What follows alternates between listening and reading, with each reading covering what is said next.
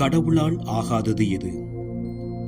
செல்வந்த இளைஞன் ஒருவன் தூய பிரான்சிஸை அணுகி சகோதரத்துவத்தில் சேர ஆவல் தெரிவித்தார். அதற்கு நம் தந்தை, இளைஞனே, நீயோ மிகவும் இளமையாக இருக்கின்றாய், மேலும் நீ மிகவும் மென்மையாகவும் இருக்கின்றாய். எனவே எங்கள் வாழ்விற்கே உரித்தான ஏழ்மையின் கடினத்தை உன்னால் தாங்கிக் கொள்ள முடியுமா என்று சந்தேகமாக உள்ளது என்றார். அதற்கு அவ்விளைஞன், தந்தையே, உங்களால் முடிகிறதென்றால் கிறிஸ்துவின் அருளால் என்னாலும் முடியும் தானே என்றார்.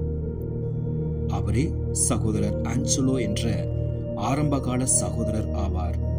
பிரான்சிஸின் சிறுமலர்கள் 26.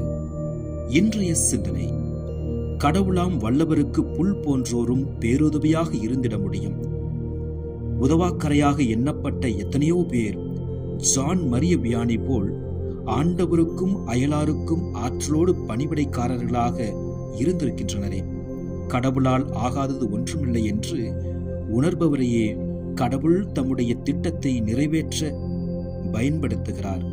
ஏனென்றால் கடவுளாலும் முடியாத காரியம் ஒன்று இல்லை. என்னால் இப்போது முடியாதது கடவுளின் அருளால் உரிய காலத்தில் எனக்கு இயலும் என்று நம்பிக்கையில் முயற்சியை கைவிடாது முயல்வோம்.